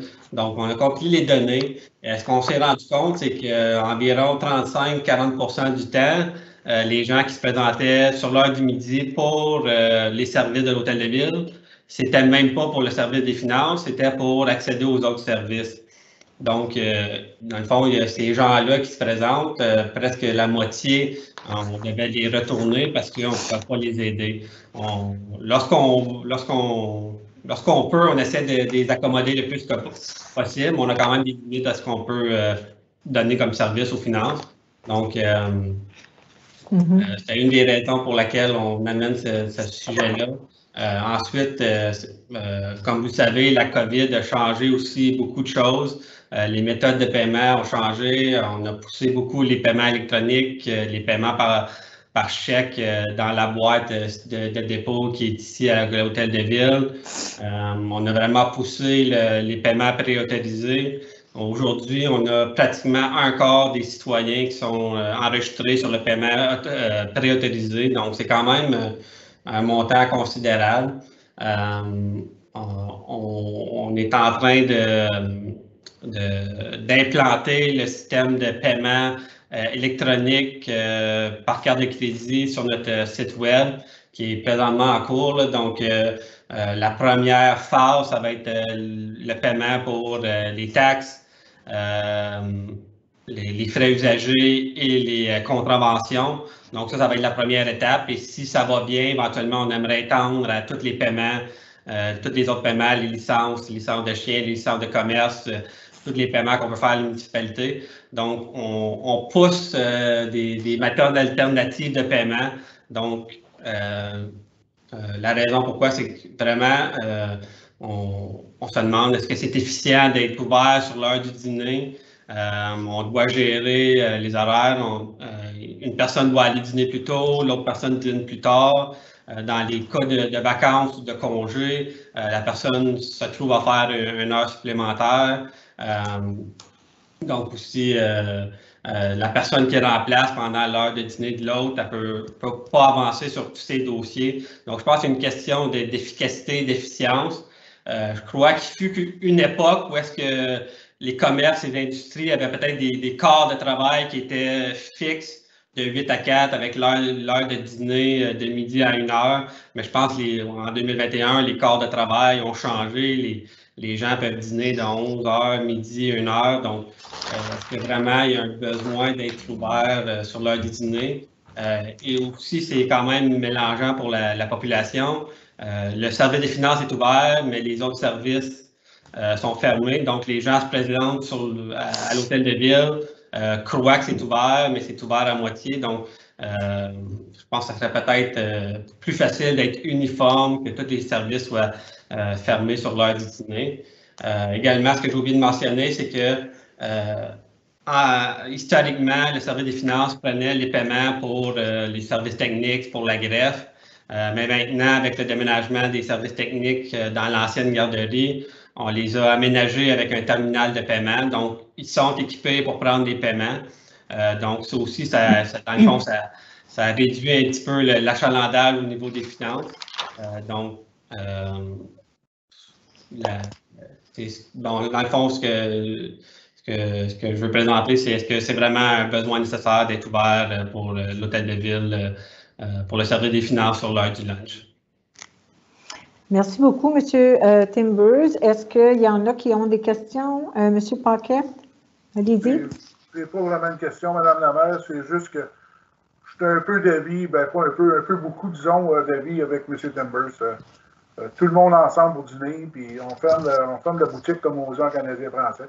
Je pense que c'est une excellente idée. Je n'aurai pas de misère à supporter cette recommandation-là dans une des prochaines réunions du Conseil. Très bien, merci. Moi non plus, je n'ai pas d'objection à appuyer votre demande, M. Timbers. M. Lefebvre, vous vouliez rajouter quelque chose? Oui, merci, Mme la maire. Et je suis d'accord avec M. Timbers. J'ai vécu cette expérience-là dans le passé où on avait 3 personnes à la réception, puis avoir 2 personnes à tout le temps. Vous voulez dire à 11h, midi, 13h, ça prenait quelqu'un pour aller au dîner.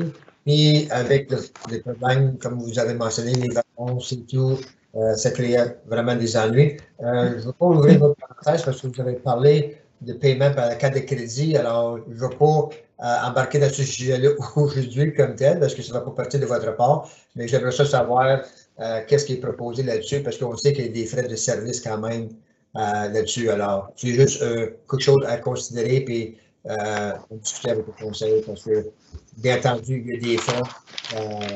Oui. Je peux vous répondre rapidement. Dans le fond, le paiement par carte de crédit se fait seulement en ligne. En personne, le paiement, ça va être encore l'Interac ou cash ou par chèque. La raison pourquoi on est allé avec la plateforme en ligne, c'est que le frais de carte de crédit de 2,5 n'est pas collecté par la ville. Donc, la ville n'absorbe pas les frais. Et donc, c'est lorsque le citoyen décide de faire le paiement, il absorbe lui-même les frais, puis il doit payer la compagnie, le fournisseur de paiement directement. Donc, ça ne passe jamais par les mains de la ville. Ça nous protège aussi d'avoir à conserver et à protéger l'information confidentielle des gens. Donc, c'est vraiment le fournisseur qui s'occupe de ça. Donc, ça ne passe pas par nos mains. Là. Donc, c'est pourquoi on a décidé dans cette Merci pour l'éclaircir ce point-là, M. Timbers. Oui. Alors, merci beaucoup, M. Timbers. Je pense que... M. Beau, vous avez un commentaire, allez-y. Oui, qu'est-ce qui m'inquiète un petit peu, ça inclut-tu le téléphone? Vous répondez-tu quand même le téléphone? C'est parce que je veux juste faire sûr que le téléphone reste allumé, que vous prenez les appels. À travers de l'hôtel de ville que ça continue quand même sur le côté téléphone ou vous voulez ôter ça aussi? Non, c'est sûr que si on ferme sur l'heure du lunch, tous les employés vont être sur l'heure de dîner. Donc, le téléphone va être ouvert pour rejoindre les gens sur leur boîte vocale. Mais pour répondre au téléphone, non, il n'y aura pas personne à l'hôtel de ville. Mais le service des finances, même si on est ouvert sur l'heure du lunch, on n'était pas nécessairement le centre d'appel pour les autres services de l'heure du lunch. On pouvait répondre au téléphone pour les appels de finances, mais on ne répondait pas nécessairement aux appels du service technique ou de la greffe. Donc ça, il n'y aura pas vraiment de changement. Si la personne est seule sur l'heure du lunch et qu'elle sert un client au comptoir, d'un côté, elle ne pouvait pas non plus prendre le téléphone, les appels pendant ce temps-là. Donc, je ne pense pas qu'il y ait vraiment un impact à ce niveau-là. Merci. Oui, M. Campbell? Oui, moi, je suis d'accord avec M. Timbers parce que là c'est le meilleur temps pour faire le changement. Il suffit que l'hôtel de ville était fermé durant le temps du COVID. Là. Ça fait que je vois pas. Moi, je trouve que c'est le meilleur temps pour le faire. La place dans l'année prochaine. Merci, M. Campbell. Alors, essentiellement, M. Timbers, vous voyez qu'autour de la table, il semble y avoir un consensus en faveur de votre résolution. Il s'agirait juste de la présenter à la réunion, là, discuter avec la greffière qu'à la réunion, vous voulez mettre votre résolution. Et je vous remercie pour toutes les informations que vous nous avez données. Merci beaucoup. Merci. Alors, nous sommes à l'item numéro 7, qui est 7.1. Oui, M. Paquette? Si vous et les membres du conseil me permettez, madame, je voudrais retourner sur le document, juste pour 2 secondes, que je vous ai présenté sur les pancartes électorales.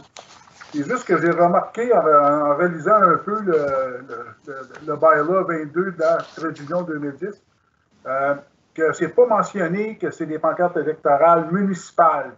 C'est pas mentionné dans mon document et ce n'est pas mentionné non plus dans le bylaw. Peut-être qu'il faudrait faire la vérification de cela parce que je pense qu'au niveau fédéral et provincial, je pense qu'ils ont carte blanche. Je peux me tromper, mais il faudrait faire la vérification. C'est tout ce que je voulais apporter. Merci. Merci. Alors, on demandera à Mme Dussault de peut-être faire le message à Mme Longtin. Merci beaucoup. Alors, nous sommes à l'item 7.1, stratégie, l'environnement, le recyclage et le compostage. Alors, je ne sais pas si c'est un ancien sujet ou un nouveau sujet. Oui, Mme Dussault? Lors de la dernière rencontre, vous nous aviez demandé de mettre le sujet comme récurrent. Donc, OK, récurrent. OK, donc on n'est pas obligé d'en parler aujourd'hui. C'était juste...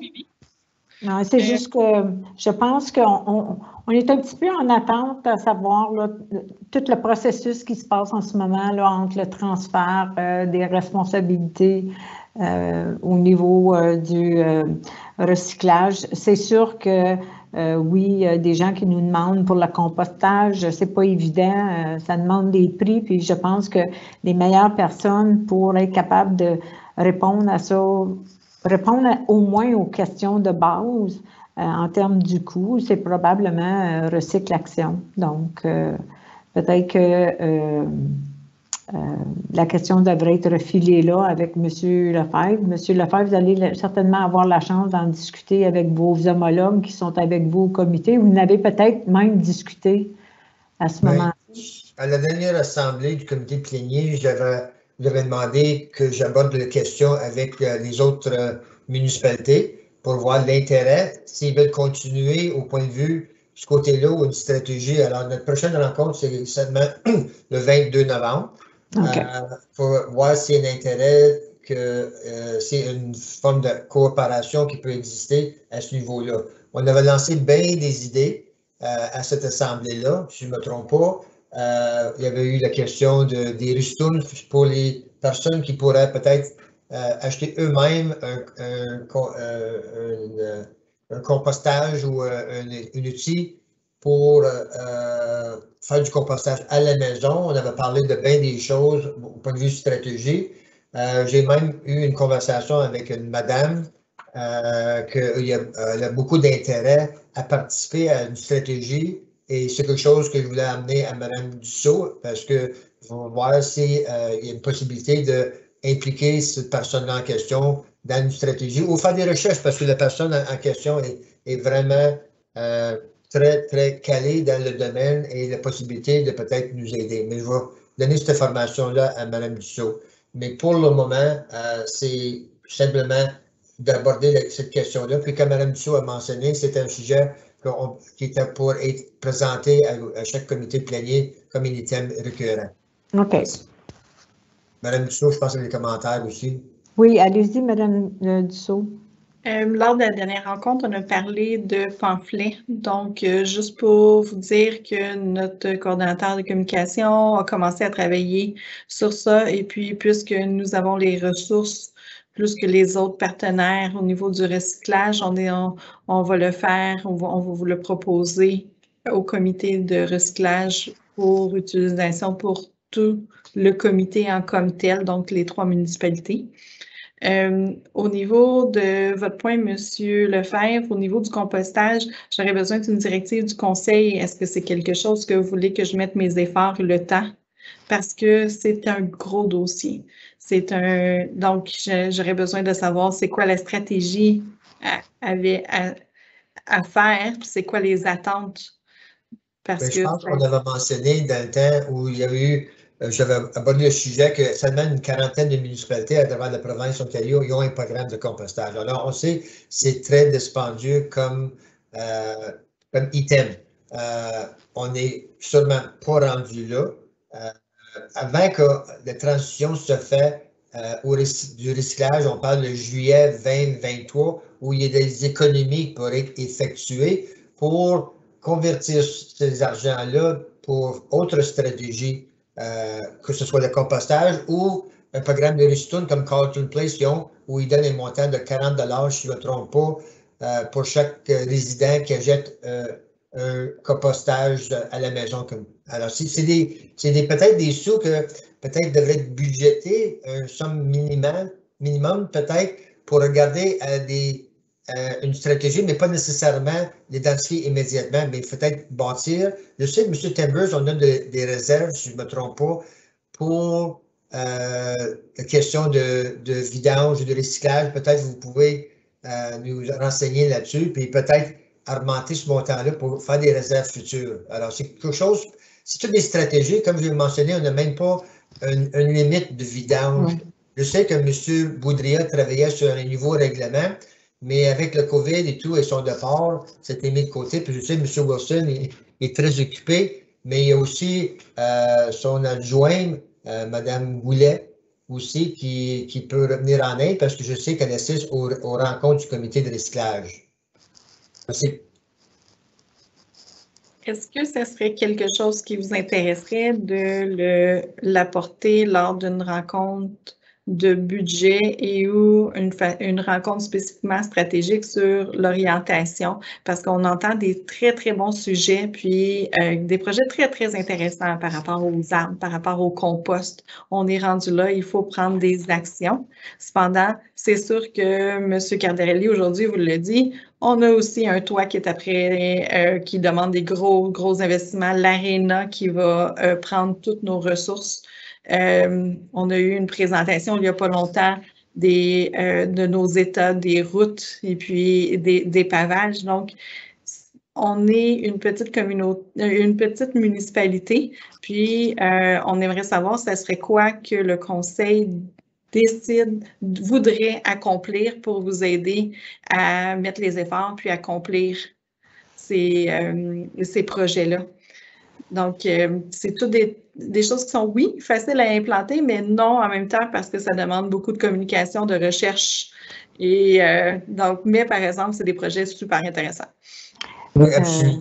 Je dois admettre, puis la personne à qui j'ai communiqué avec, c'est une personne qui est vraiment très aidée bénévolement. Et peut-être on peut assigner peut-être des tâches de recherche avec les autres municipalités. En tout cas, c'est quelque chose, c'est une possibilité. Et c'est pour cette raison-là que je voulais juste vous l'apporter et vous le donner et la chance d'en parler peut-être avec M. Wilson et Mme Goulet. Alors, c'est quelque chose que je vais vous laisser, Mme Dussault, à regarder. Puis, c'est quand même une stratégie à long terme. Alors, on peut commencer. Puis, vu qu'on a déjà un programme de recyclage, bien, c'est augmenter le taux de participation qu'on peut faire. Puis, M. Ruel nous a communiqué avec moi dernièrement où j'ai donné une confirmation que oui, c'est les mêmes articles qu'on ramasse présentement. Puis, un des commentaires que j'avais reçu de quelqu'un qui demeure dans le projet Clément, c'est qu'il manquait de cette publicité-là. Les items qui étaient acceptables, parce qu'on sait que le marché avait changé, surtout dans le domaine plastique, qui n'est plus accepté pour le moment à cause du marché mondial. Alors, si on peut enchaîner la publicité de ce côté-là, un programme qui existe présentement, on a fait la collecte des déchets dangereux domestiques, qui est une autre stratégie, et si on peut mettre des limites à nos sacs de vidange, et on sait qu'éventuellement, il faut adresser la question de la collecte et le contrôle des ordures. Tout ça fait partie d'une stratégie, oui. Merci. Je pense que Mme Dussault, cherche peut-être une directive un peu plus claire dans le sens que qui va s'occuper de quoi, parce qu'on n'a pas beaucoup de ressources. Et puis, oui, c'est tous des sujets très intéressants. Je pense que ça serait important de peut-être obtenir la collaboration civique de nos citoyens, dont certains ont des expertises, des connaissances, même un intérêt à peut-être participer à un comité pour faire le travail de base, pour aider, si possible, pour que ça ne devienne pas une corvée pour tous les gestionnaires. Oui, Mme Dussault? Est-ce que le Conseil serait ouvert à faire un appel aux citoyens pour regarder quelles sont les initiatives que les citoyens attendent? Un appel à tous. La plupart des municipalités environnantes ont fait des appels présentement aux citoyens sous forme soit d'appels publics, de sondages ou n'importe quoi pour établir quels sont les projets qu'on doit adresser parce que c'est vraiment des gros projets.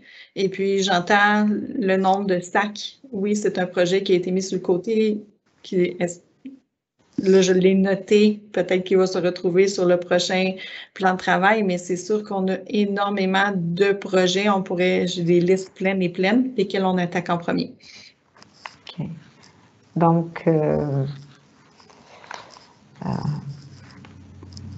je pense que ça ne serait pas une méchante idée de communiquer, d'avoir un appel à des bénévoles, des citoyens, la participation des citoyens. Pour commencer peut-être à regarder au niveau de l'environnement, le recyclage et le compostage. Il y a aussi le couvert forestier dont on pourrait avoir des groupes de citoyens qui pourraient au moins peut-être établir certains barèmes de base pour que vous ne soyez pas... oui? Non? Non. Là, on déroge du sujet, mais juste faire attention, on a déjà une politique par rapport aux arbres. Il faut adopter les règlements, mais adopter les règlements, il faut penser à renforcer les règlements. Donc, je veux juste peut-être pas qu'on déroge du sujet parce qu'on s'éloigne du compostage, du recyclage. OK. Alors, OK. Donc, est-ce que vous voulez faire un appel aux citoyens ou vous voulez remettre toute la tâche entre les mains des gestionnaires? Oui, M. Campbell?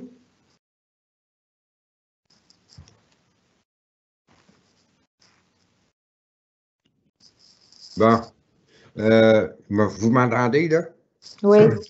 OK. Mais si on fait une demande aux citoyens ou un sondage auprès des citoyens, s'il y a un surplus de coûts sur le recyclage, j'aimerais bien que les citoyens soient au courant avec ça. Là. Je sais que ça va tout bien augmenter le coût du recyclage, ça là. Vous voulez dire que si on fait un sondage, ça pourrait augmenter le coût? Non. Le recyclage, du compostage, là. Okay. Ça peut augmenter le coût du prix du recyclage avec le compostage. Puis, je ne sais pas, après que si on accepte le compostage, là, puis après on arrive avec un surplus de coût sur le prix du recyclage. Je ne sais pas comment que les citoyens vont le prendre avec, là. Pas un surplus de coût sur le prix du recyclage, il va y avoir un surplus de coût sur les ordures en général. Oui.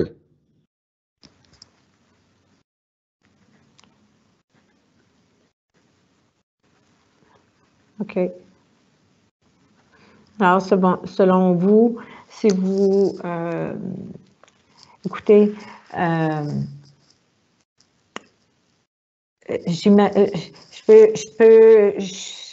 connaissant les gens à Hawkesbury et les gens qui m'ont demandé pour le compostage, je peux vous dire que ce n'est pas toute la population qui est prête à le faire.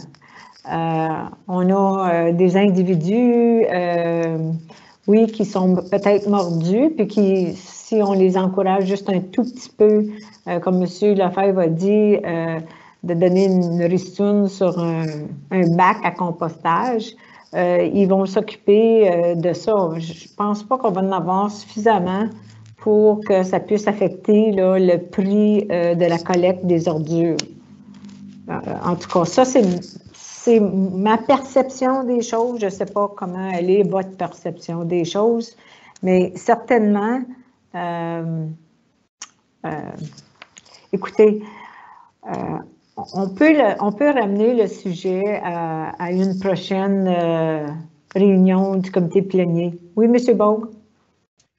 Moi, ce sujet-là, pour commencer, c'est pas un recyclable, c'est vraiment un compostable, c'est pas la même chose. Puis il y a du monde qui sont vraiment mordus là-dessus, il y a du monde qui ont une misère à faire le recyclable sur le plastique, ils ont tellement de misère à faire ça. Alors moi, je vois que s'il y a quelqu'un qui est vraiment intéressé à tout ça, puis qu'on a un petit groupe qui sont intéressés à ça, je pense que ça devrait être quelque chose de volontaire pour les citoyens, de dire, bon, ben à une certaine place, vous pouvez débarrasser de vos ordures. Quelque chose qui est plané, quelque chose de bien low-key, mais qui est spécifique à le monde qui veut faire ça. Je pense qu'il y a comme M. Lefebvre disait, qu'il y avait du monde avec beaucoup d'intérêt. Ben, ces gens-là devraient, peut-être, on devrait parler un petit peu pour voir si on n'est pas capable d'installer quelque chose qui serait volontaire, qui ne serait pas touché avec la municipalité, qui serait vraiment volontaire. Moi, c'est juste une autre façon de le regarder. Je ne vois pas pour tout de suite, je vois que ce serait une bonne idée de sortir ça comme un système volontaire. Merci. Oui, M. Timbers. Oui, je vais simplement porter à votre attention là, pour les limites pour les sacs d'ordures. Alors, lorsqu'on adopte les règlements pour les frais usagers chaque année, il y a une limite pour les sacs d'ordures qui est de 10 sacs par propriété. Donc, ça fait partie du règlement qu'on renouvelle annuellement pour les taux. Donc, c'est sûr qu'il y a beaucoup de municipalités, c'est 2-3 sacs, certaines municipalités avec des tags. Peut-être avant d'aller dans cette direction-là, oui, ça va prendre peut-être une consultation, une étude ou que l'administration se pense sur le sujet. Par contre, je pense que 10 est excessif. Donc, il n'y a rien qui empêche le conseil, lorsqu'on va renouveler le règlement pour 2022, de peut-être réduire le nombre de sacs de 10 à 6 ou 5, qui est quand même beaucoup encore, mais qui va peut-être avoir un petit peu moins d'impact sur la population à court terme. Puis éventuellement, peut-être qu'on se penchera sur une autre stratégie à plus long terme. Ça pourrait être une alternative aussi. Oui, merci beaucoup, M. Timbers, pour votre intervention. Donc, vous dites que le règlement est à renouveler en 2022? Oui, annuellement, on doit le changer pour renouveler les taux, mais donc la limite de sac fait partie de ce règlement-là. Merci beaucoup. Oui, M. Lefebvre. Oui, quand M. Boudria il travaillait sur le règlement, on avait eu une discussion, puis on pouvait faire quelque chose progressivement, dans le sens que réduire le nombre de sacs de 10 à 5, parce que 10, c'est énorme comme tel, mais ça pouvait être progressivement fait de 5 à 4 à 3 et une campagne de promotion, parce que ceux qui dépassaient le montant, ils pouvaient avoir un avertissement pour dire vous avez des limites. Alors, avant de mettre en vigueur, même si le règlement donne l'autorité de mettre des contraventions, il y avait toujours une campagne de publicité comme qu'on a fait pour bien des choses. Alors, c'est juste normal qu'on suit une campagne, mais de faire quelque chose progressivement. Je pense que c'est la façon de l'éducation que nous avons faite pour le recyclage. Merci. Est-ce que l'on peut tout simplement garder toutes ces bonnes idées-là pour les ramener à la prochaine réunion du plénier pour peut-être consolider certaines idées? On le sait que le règlement de la limite des sacs va être quand même apporté. en 2022. Donc, on devra se pencher là-dessus. Et puis, on pourra continuer notre discussion, peut-être l'approfondir. J'ai pris des notes. Je vais peut-être consulter avec M. Lefebvre. C'est juste comme je veux éviter de mettre trop de travail sur les gestionnaires parce qu'on sait qu'ils en ont déjà beaucoup. Donc, si on le remet, on pourra peut-être continuer notre discussion dans ce sens-là. Puis, je vais essayer de consolider des notes de concert avec M. Lefebvre, si vous êtes d'accord. Ça va? OK. Donc 8, la période de questions. Est-ce que vous aviez d'autres questions? Si vous n'aviez pas d'autres questions, on n'a pas de huis clos. Nous sommes maintenant à l'ajournement. Donc, j'ai besoin d'un proposeur. M. Baud propose et M. Paquette appuie l'ajournement, tous en faveur. Donc, adopté. Et nous, oui, Mme Dussault. Simplement une petite question, puisque nous avons une réunion extraordinaire après. Est-ce que vous voulez la devancer, cette réunion? Ah non, on ne peut pas. Juste que j'ai répondu à ma question. Ça, je m'excuse. Voilà. La devancer en termes de les cédulés pour 11h30, est-ce qu'on peut la faire immédiatement après? Ah, mon Dieu. Bon, ben, je suis contente, Mme Astley, que vous avez eu la même interrogation que moi, mais non, parce que c'est un processus public, l'heure, elle est fixe. Oui. J'ai répondu en posant ma question, donc voilà. Ça va. Alors, merci à tous. Merci pour toute votre contribution. Merci aussi aux gestionnaires pour leur contribution, les éclaircissements, les mises à jour. Et on se retrouve à 11h30. Et Lefebvre, je vais communiquer avec vous pour essayer de faire un genre sommaire de nos discussions sur le recyclage et le compostage. Et à la prochaine réunion, peut-être qu'on pourra faire circuler un document très préliminaire pour que l'on puisse voir dans quelles sont les options là, qui sont disponibles. Alors, je vous remercie encore à tous et on se revoit bientôt. Madame la maire? Oui, M. Paquette.